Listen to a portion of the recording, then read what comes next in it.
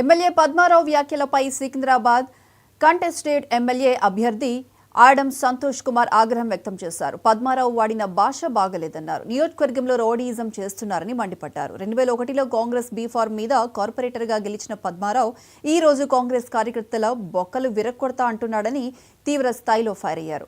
2004లో సికింద్రాబాద్ ప్రజలకు పద్మారావు ఎవరో కూడా తెలియదని అన్నారు. 2004లో కూడా కాంగ్రెస్ పార్టీ పొత్తుతోనే గెలిచారని గుర్తు చేశారు. 10 ఏళ్లలో సికింద్రాబాద్ నియోజకవర్గంలో ఎలాంటి అభివృద్ధి జరగలేదన్నారు.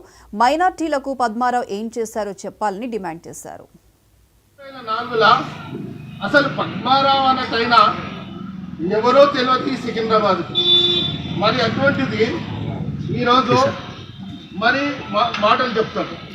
సికింద్రాబాద్ లో పద్మారావు గారు 2004లో అలియన్స్ కాంగ్రెస్ పార్టీ అలియన్స్ తోని మరి నీకు టిఆర్ఎస్ లో ఉంది. కాంగ్రెస్ అలియన్స్ తో నువ్వు గెలిచింది మర్చిపోయావా? కాంగ్రెస్ కార్యకర్తల బొక్కలు ఇరగొడతానికి మరి 2004లో అసలు పద్మారావు అనేది ఏ గడపకు తెలియదయ్యా, ఏ గడపకు తెలియదు. మరి పద్మారావుని తీసుకుపోయింది ప్రతి గడపకు పరిచయం చేసింది ఎవరు? ఆదం కుటుంబం.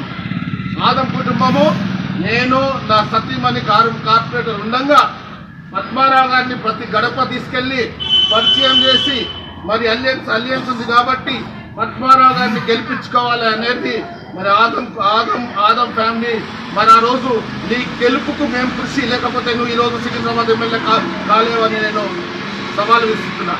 దానికి మీడియా సాక్షిగా 75 ఏళ్ల స్వతంత్ర భారతదేశంలో